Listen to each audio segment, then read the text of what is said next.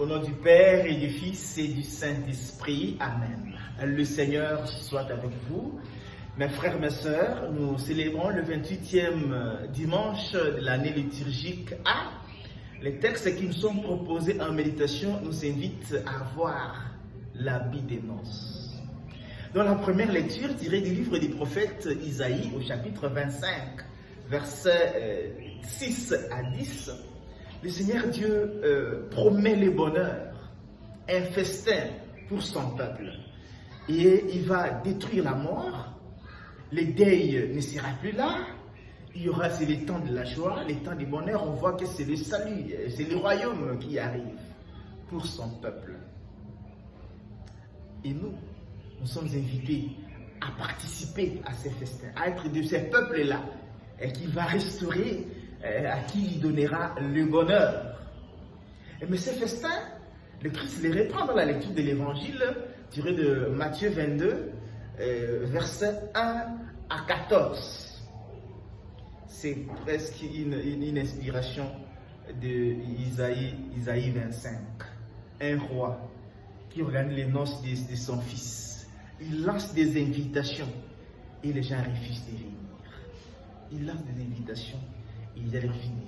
Et en fin de compte, il va dire alors ramasser tout ce que vous allez rencontrer qui viennent. La pointe de la parabole, il y a deux pointes pour cette parabole.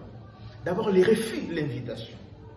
Les gens refusent d'aller au bonheur, aller au festin. Ils refusent d'entrer dans le salut des dieux. Et dans des raisons, des raisons agricoles et commerciales. On voit ici ce qui nous empêche d'entrer dans le royaume des cieux. Les préoccupations de ce monde qui nous bloquent les chemins de ces festins, les chemins du salut, les chemins du royaume. L'argent et les préoccupations de ce monde.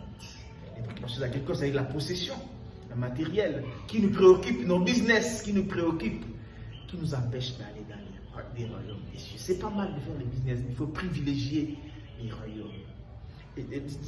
La deuxième contradiction, c'est comment on traite celui qui n'a pas l'habit des noces. D'abord, il n'a pas demandé qu'on aille le prendre, il était tranquille, on est parti repasser tout le monde.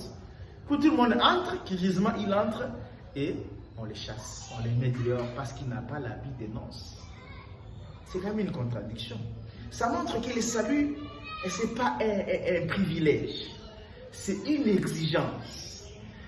Même si nous sommes tous appelés, il faut répondre à cette exigence, il faut chercher l'habit des noces. Voilà les deux points de cette parabole.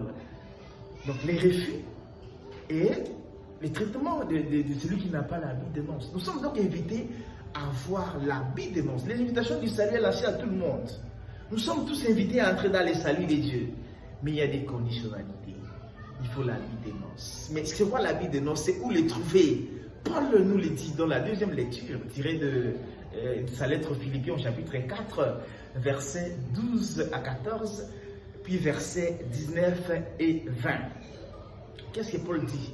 Il sait vivre dans l'abondance, il sait vivre dans la privation. Pourquoi? Parce qu'il peut tout. En celui qui le fortifie, en celui à qui il a confiance. Donc il s'abandonne à Dieu. Qu'il possède ou qu'il manque, et au moins il ne perd pas Dieu. Voilà l'habit des noces. Être avec Dieu dans toutes les circonstances. On peut accepter de tout perdre, sauf Dieu. On peut posséder tout, mais la première possession, c'est de posséder Dieu. C'est-à-dire d'être avec Dieu, avoir Dieu comme compagnon. Que le Seigneur nous aide donc à chercher cet habit des noces. Que les situations de bonheur ne nous éloignent pas de Dieu. Que les situations de pauvreté ne nous fassent pas douter de la puissance de Dieu. Mais que nous soyons avec Dieu dans l'abondance ou dans la pauvreté, dans les manques et dans la possession. Voilà ce qu'il faut chercher, avoir l'habit des noces pour entrer dans les noces que le Seigneur prépare pour nous. Que le Seigneur nous aide donc à chercher cet habit des noces au jour le jour, être avec lui dans toutes les circonstances de notre vie, nous abandonner à lui. Bon dimanche à toutes et à tous, et que Dieu Tout-Puissant vous bénisse, le Père, le Fils et le Saint-Esprit. Amen.